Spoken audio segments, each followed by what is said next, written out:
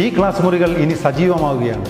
പുതിയ അധ്യയന വർഷത്തിലേക്ക് തയ്യാറെടുക്കുന്ന എല്ലാ പ്രിയ കൂട്ടുകാർക്കും കേരള പോലീസിൻ്റെ സ്വാഗതം.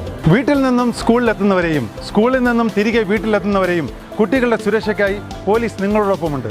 അതിലേക്കായി ഒരു വിദ്യാർത്ഥി സുരക്ഷാ പദ്ധതി തന്നെ ഈ അധ്യയന വർഷം പോലീസ് നടപ്പിലാക്കുന്നുണ്ട്. സ്കൂളുകളിൽ മാത്രമല്ല, യാത്രാമധ്യയുള്ള എല്ലാ മേഖലകളിലും നിരീക്ഷണം ഉറപ്പിക്കുന്നതാണ് പോലീസിന്റെ ഈ പുതിയ പദ്ധതി. സ്കൂൾ ബസ്സുകളിലെ ഡ്രൈവർമാർ, കണ്ടക്ടർമാർ, മറ്റു ജീവനക്കാർ നിർബന്ധമായും പോലീസ് ക്ലിയറൻസ് സർട്ടിഫിക്കറ്റ് എടുത്തിരിക്കണമെന്ന് നിർദ്ദേശം നൽകിയിട്ടുണ്ട്. സ്കൂൾ വിദ്യാർത്ഥികളെ ലക്ഷ്യമിട്ടുള്ള ലഹരി സംഘങ്ങളെ കുരുക്കുന്നതിനായി സ്കൂളുകൾ, കോളേജുകൾ, ട്യൂഷൻ സെന്ററുകൾ എന്നിവിടങ്ങളെല്ലാം ശക്തമായ പോലീസ് നിരീക്ഷണവും പെട്രോളിംഗും ഏർപ്പെടുത്തിയിട്ടുണ്ട്. സ്കൂൾ പരിസരത്ത് പതിവായി തമ്പടിക്കുന്നവരെയും വന്നുപോകുന്ന കച്ചവടക്കാരെയും പോലീസ് വാച്ച് ചെയ്യുന്നുണ്ട്.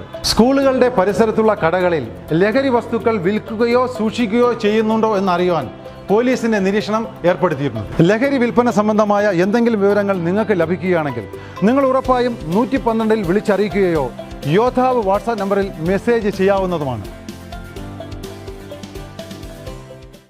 വീടായാലും ഇൻഡസ്ട്രിയിലായാലും ബിസിനസ്, വിദ്യാഭ്യാസ സ്ഥാപനങ്ങളോ മതപരമായ സ്ഥാപനങ്ങളോ ആണെങ്കിലും വയറിംഗ് വർക്കുകൾ, HT, LT കണക്ഷൻ എന്നിവയ്ക്ക് ഗവൺമെന്റ് ലൈസൻസ്ഡ് ഇലക്ട്രിക്കൽ കോൺട്രാക്ടറായ പള്ളങ്ങോട് ഇലക്ട്രിക്കൽ വർക്സിനെ തന്നെ ഏൽപ്പിക്കണം. പണി കമ്മിറ്റ് ചെയ്ത സമയത്ത് തന്നെ തീർത്തു തരും. കൂടാതെ നിങ്ങളുടെ സ്ഥാപനത്തിൽ അനുമതിയില്ലാതെ ജനറേറ്റർ സ്ഥാപിച്ചിട്ടുണ്ടെങ്കിൽ പള്ളങ്ങോട് ഇലക്ട്രിക്കൽ വർക്സിനെ ഏൽപ്പിച്ചോളൂ. എല്ലാവിധ പേപ്പർ വർക്കുകൾ സഹിതം ഉത്തരവാദിത്തത്തോടെ തന്നെ വർക്ക് പൂർത്തിയാക്കാം. കോൺടാക്ട് ചെയ്യൂ 9496 200 200 9497 500 600.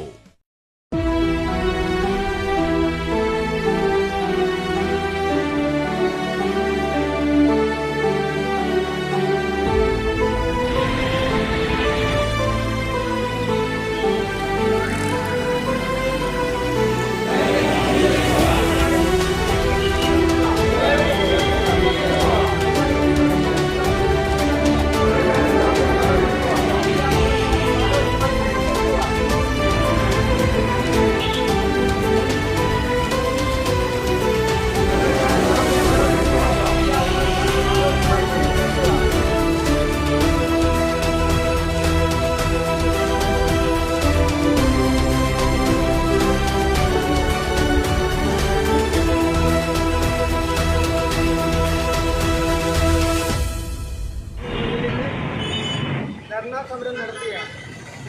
നമുക്കറിയാം, സ്വകാര്യ മേഖല ഇന്ന് റോഡ് നിരത്തൊഴിഞ്ഞു പോകുന്ന സ്ഥിതിവിശേഷത്തിലാണ് നമ്മളെല്ലാവരും ഇപ്പോൾ സർവീസ് നടത്തിക്കൊണ്ടിരിക്കുന്നത്.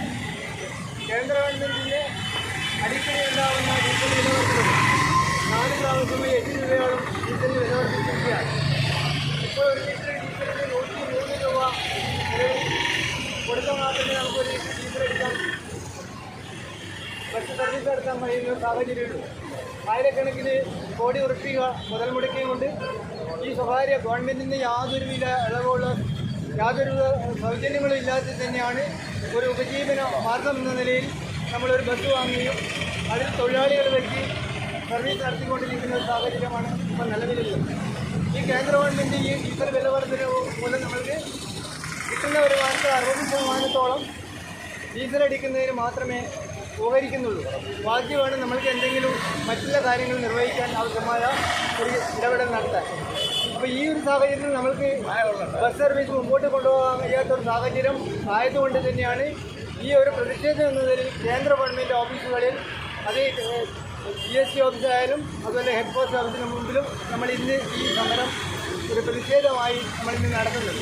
അതുപോലെ തന്നെയാണ് കഴിഞ്ഞ കാലത്ത് ഗവൺമെൻറ്റിൻ്റെ കുമാറിൻ്റെ രാജ്യത്ത് ഒരു സംസ്ഥാനത്തും നടപ്പിലാക്കാത്ത ഒരു നിയമം അടിച്ചേൽപ്പിച്ചതുകൊണ്ട് നമ്മൾ സർവീസ് പൂർണ്ണമായും നിലച്ചിരിക്കുന്ന ഒരു സാധ്യതയാണ് നമ്മൾ കാണാൻ കഴിയുന്നത്.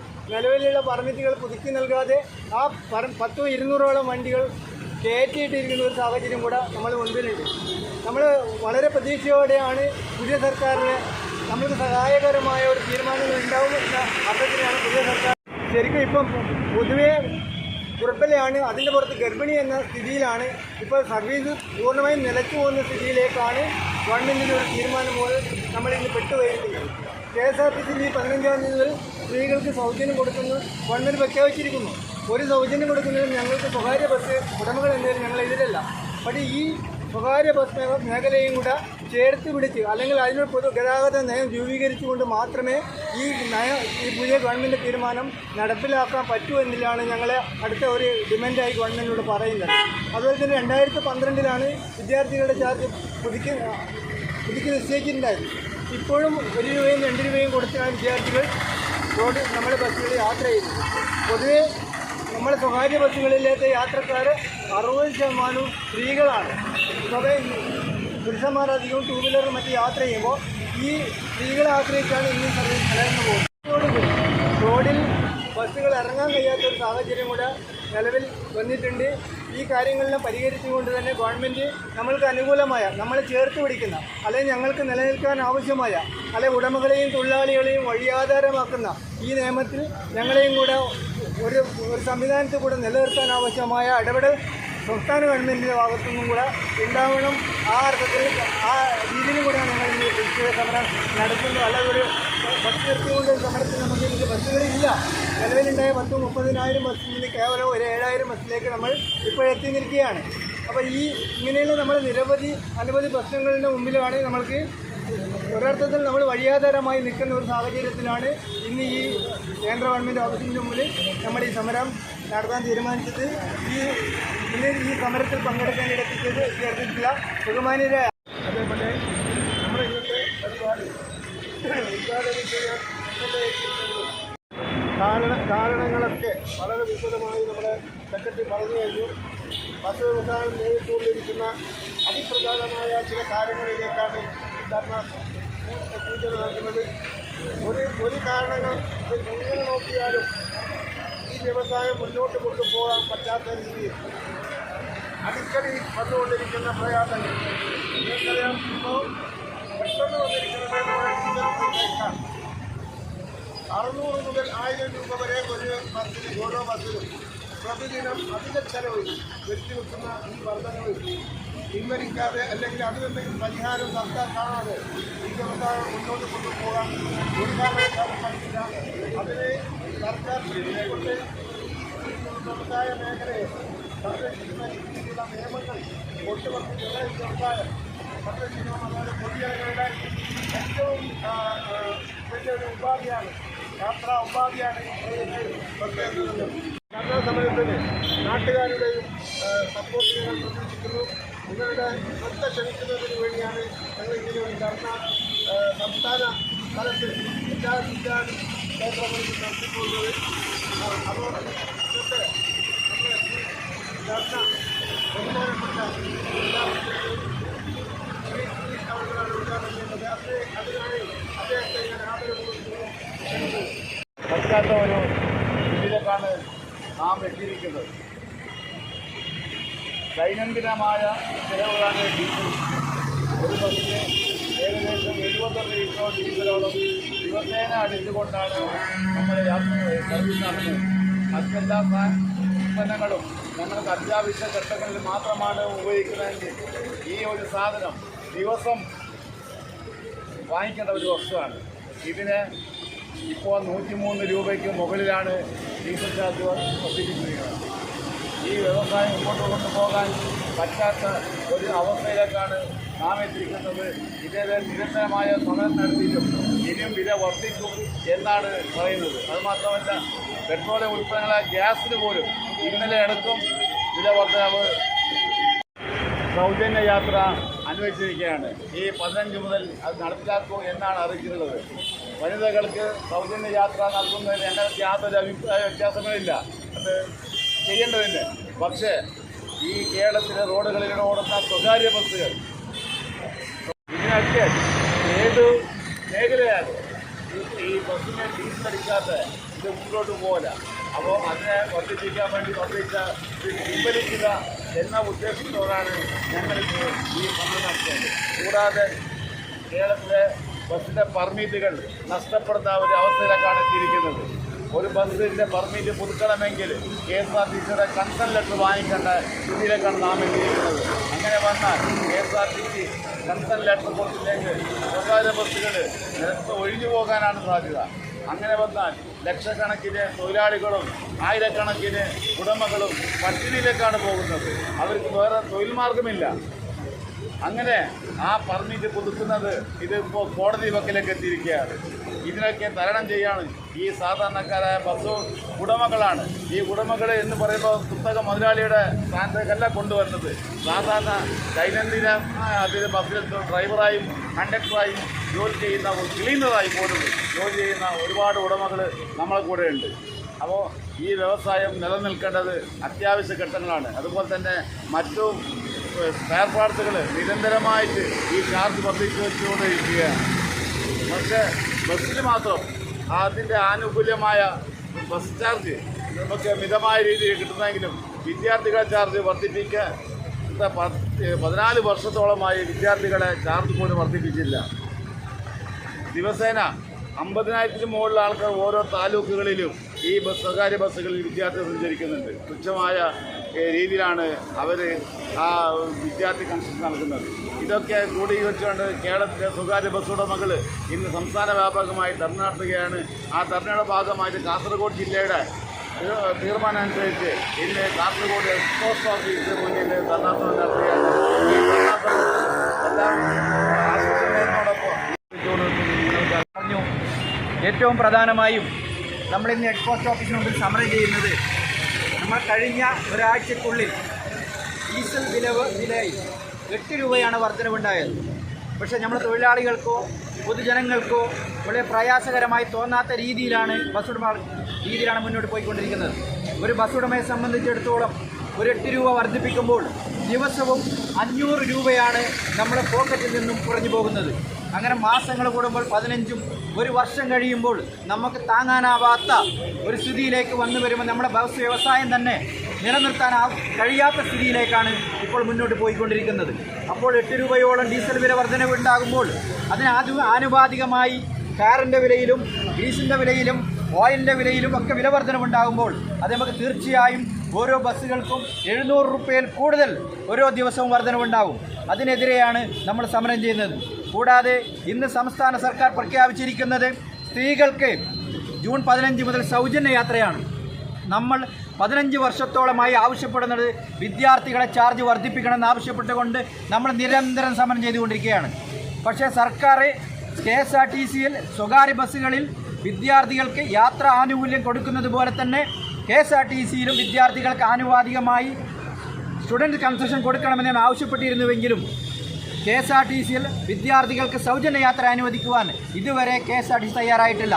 KSRTC മാത്രം ഓടുന്ന റൂട്ടുകളിൽ KSRTCയുടെ ഡിപ്പോയിൽ 3 മാസത്തിലോ 1 വർഷത്തിൽ സൗജന്യ തുകകൾ അടച്ചുകൊണ്ട് മാത്രമേ സൗജന്യ യാത്ര അനുവദിച്ചിരുന്നുള്ളൂ. എന്നാൽ സ്വകാര്യ ബസ്സുകളിൽ നിരന്തരം കയറിക്കൊണ്ട് എത്ര പ്രാവശ്യം വേണമെങ്കിലും 1 രൂപയും 2 രൂപയും കൊടുത്തുകൊണ്ട് ബസ്സുകൾ യാത്ര ചെയ്യാൻ പറ്റുന്നൊരവസ്ഥയാണ് നിലവിലുള്ളത്. അതേ സമ്പ്രദായം തന്നെ KSRTCയിൽ നടപ്പിലാക്കണമെന്ന് പറയുമ്പോൾ ഇതുവരെ തയ്യാറാവാത്ത സർക്കാർ ഇന്ന് KSRTCയിൽ മുഴുവൻ സ്ത്രീകൾക്കും സൗജന്യ യാത്ര അനുവദിക്കുമ്പോൾ എന്താണ് നമ്മൾ മനസ്സിലാക്കേണ്ടത്?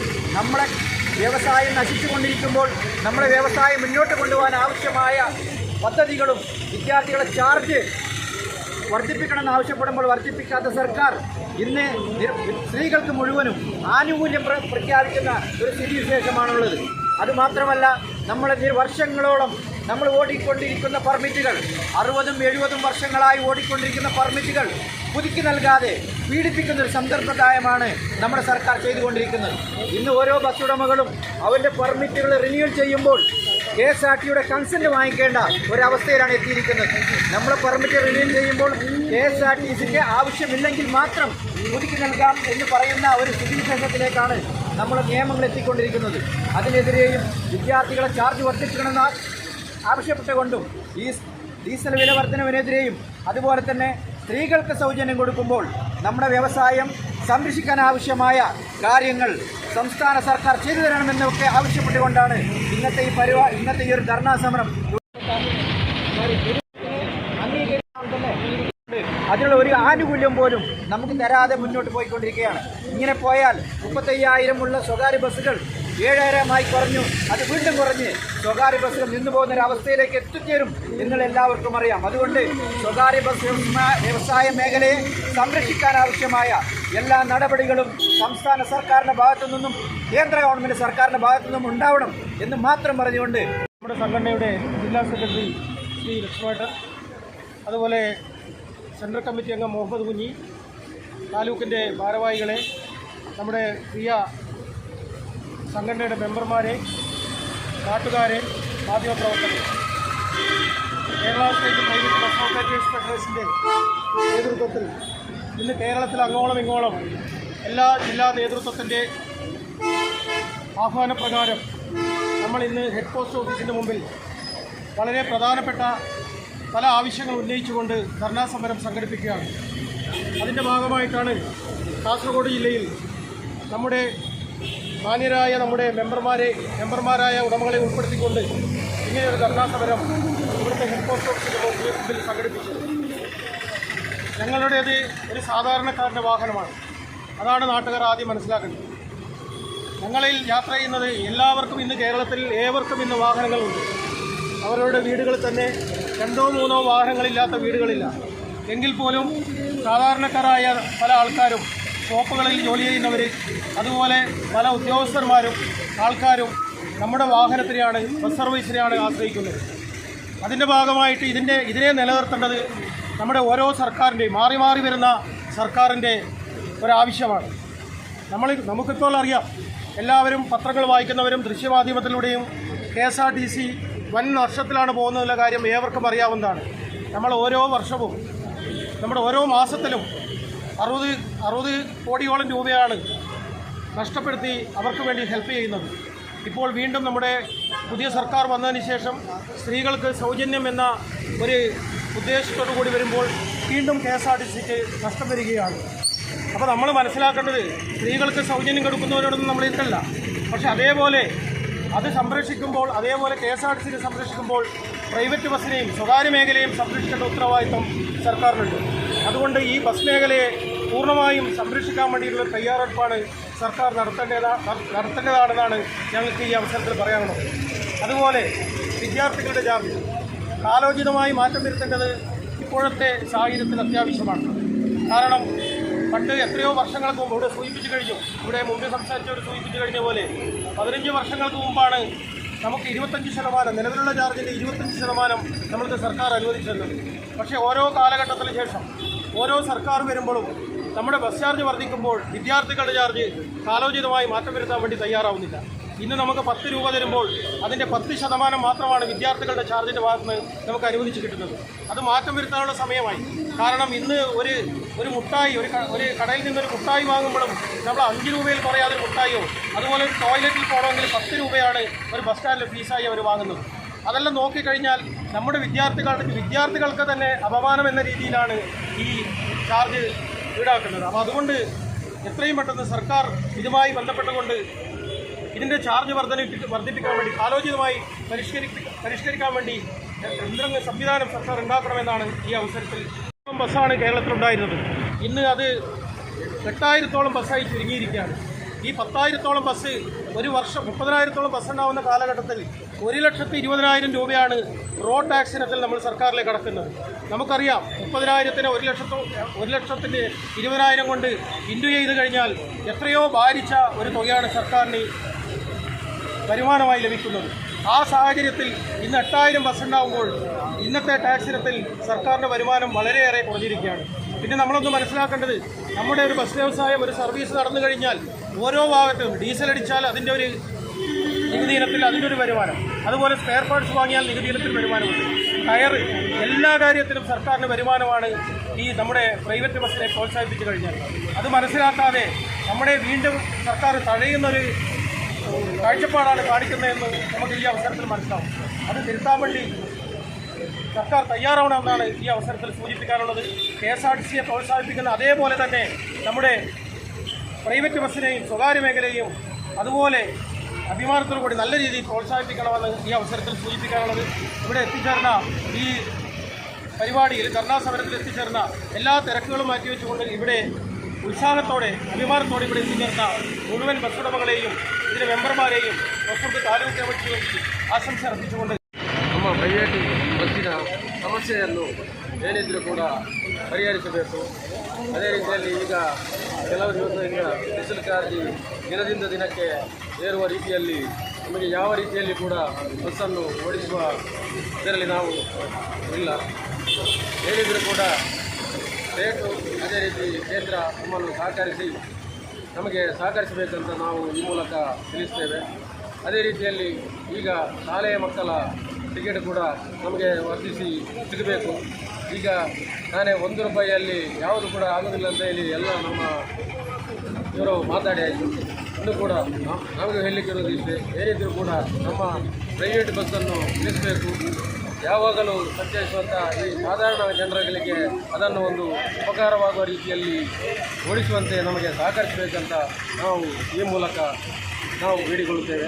ಅದೇ ರೀತಿಯಲ್ಲಿ ಇವತ್ತು ಮಾಡಿದಂಥ ಈ ಪೋಸ್ಟ್ ಆಫೀಸ್ ಧರಣಿಯನ್ನು ನಾವು ಔಪಚಾರಿಕವಾಗಿ ಇಲ್ಲಿ ನಮಗೆ ಉದ್ಘಾಟನೆ ಮಾಡಿಕೊಟ್ಟಂಥ ಗಿರೀಶಣ್ಣ ಹಾಗೂ ಮತ್ತಿದ್ದರಿಗೆ ಎಲ್ಲರಿಗೂ ನಮ್ಮ ರಂಗೇಶ್ವರ ತಾಲೂಕು ಇದರ ಭಾಗದಿಂದ ನಾನು ധന്യവാദವನ್ನು അർപ്പിക്കുന്നു. ഉദ്ഘാടനം ചെയ്യാൻ വേണ്ടിയിട്ട് വായിച്ച അവർ വന്ന് ചെയ്യാനുള്ള മെയിൻ കാരണം എന്താ വെച്ചാൽ ബസ് വ്യവസായം അതിൻ്റെ രൂക്ഷമായ ഘട്ടത്തിലാണ് ഇപ്പോൾ ഉള്ളത്. കാരണം അല്ലെങ്കിൽ ബസ് വ്യവസായത്തെ ഡീസലിന് 8 രൂപ വർദ്ധിച്ചു. ഈ 8 രൂപ വർദ്ധിച്ചാൽ അതിന് സംബന്ധിച്ച് ടയർ ഫീസാണ്. അതിന് 500 രൂപ 600 രൂപ ടയർ നമ്മൾ വർദ്ധനം 81 രൂപ 90 രൂപ വരെ 1 ലിറ്റർ ഓയിൽ വർദ്ധിപ്പിച്ചു. ബാക്കി കാര്യങ്ങളെല്ലാം ഓയിൽ ഗ്രീസ് അനുബന്ധ സാധനങ്ങൾ സ്പെയർ പാർട്സ് വർക്ക്ഷോപ്പിൻ്റെ റേറ്റ് ഇതെല്ലാം കൂടിയിട്ട് ബസ് വ്യവസായം അങ്ങ് ദുർഘടമായിട്ടുള്ള ഒരു സമയത്താണ് ഇപ്പോൾ ഉള്ളത്. അതുകൊണ്ട് നമ്മളെ ഈ ധർണാ സമരത്തിലേക്ക് എത്തിച്ചത് നമ്മൾക്ക് ജീവിക്കാൻ കഴിയാത്ത ഒരു സിറ്റുവേഷനാണ് ഇപ്പോൾ നമുക്ക് ഉള്ളത്. അതുകൊണ്ട് ഈ സമരത്തിന് വേണ്ടി ഇവിടെ എല്ലാവരും മണ്ണിൽ എത്തിയിട്ടുള്ള എല്ലാവർക്കും ആദ്യമായി ഞാൻ അഭിനന്ദനം അറിയിക്കുകയാണ്.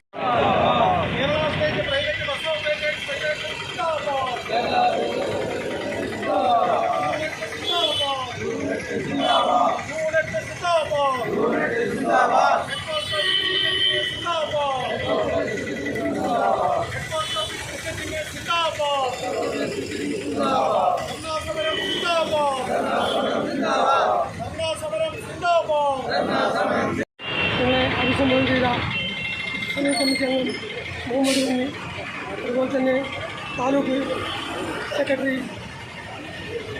താലൂക്ക് പ്രസിഡന്റ് മാലക്കേട്ടൻ, അതേപോലെ hospital taluk president secretary Pradeep, അതുപോലെ നമ്മുടെ മഞ്ചേശ്വരം താലൂക്ക് പ്രസിഡന്റ്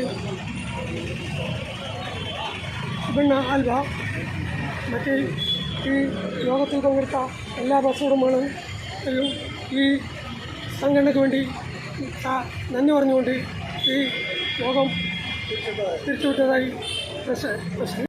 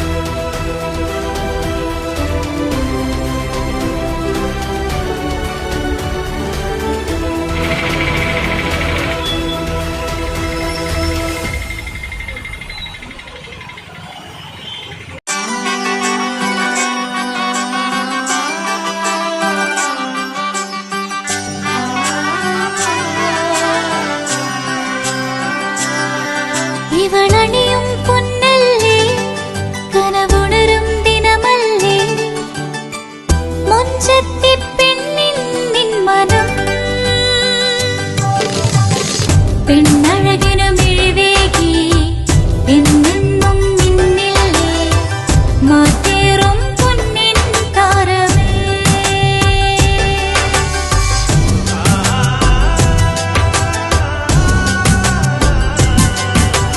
സിറ്റി ഗോൾഡിൻ സ്വർണ്ണനിലാവല്ലേ City Gold, Gold and Diamonds, Kerala and Karnataka, a glow of purity.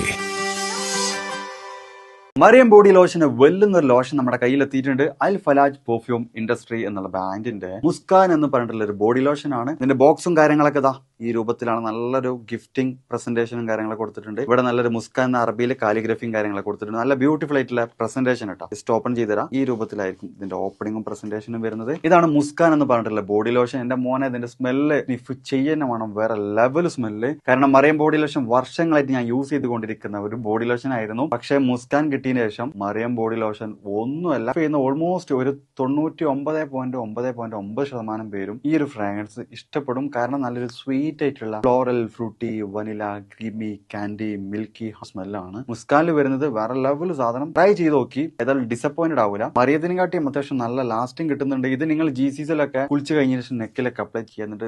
ക്ലോത്തും കാര്യങ്ങളൊക്കെ ഇട്ട് നിങ്ങൾ ഓഫീസിലൊക്കെ പോയി തിരിച്ചു വന്ന് നിങ്ങൾ ക്ലോത്ത് ചേഞ്ച് ചെയ്യുന്ന സമയത്തും ഈ ഒരു സ്മെല്ല് GCCയിൽ ഫീഡ്ബാക്ക് കിട്ടിയിട്ടുണ്ടെന്ന് അവർ പറഞ്ഞിട്ടുണ്ട്. പിന്നെ അവർ മെയിനായിട്ട് ചെയ്യുന്നത് ഹോൾസെയിലാണ്. ആർക്കെങ്കിലും ബൾക്കായിട്ട് ഹോൾസെയിൽ വേണമെന്നുണ്ടെങ്കിൽ താഴെ കൊടുത്ത് നമ്മളെ കോൺടാക്ട് ചെയ്തോളി. അവർ കാര്യങ്ങളൊക്കെ അറേഞ്ച് ചെയ്യും. ഇനി നാട്ടിലോട്ട് ആർക്കെങ്കിലും ഹോൾസെയിലായിട്ട് വേണമെന്നുണ്ടെങ്കിൽ അതിനെ അവരെ കോൺടാക്ട് ചെയ്തോളി. പിന്നെ പെർഫ്യൂമൊക്കെ ആർക്കെങ്കിലും മാനുഫാക്ചർ ചെയ്യണമെന്നുണ്ടെങ്കിൽ അതുപോലെ പ്രൈവറ്റ് ലാബിലും കാര്യങ്ങളൊക്കെ ചെയ്യണമെന്നുണ്ടെങ്കിൽ ഇവരെ കോൺടാക്ട് ചെയ്യുക. ഏതായാലും താഴെ ഡിസ്ക്രിപ്ഷനിൽ അവരുടെ കംപ്ലീറ്റ് ഡീറ്റെയിൽസ് ഞാൻ കൊടുക്കുന്നുണ്ട്. ഈ സാധനം നിങ്ങൾ ഓർഡർ ചെയ്തോളി. ഓൾ ഓവർ UAE അവരുടെ ഡെലിവറിയും കാര്യങ്ങളൊക്കെ ചെയ്തിടും.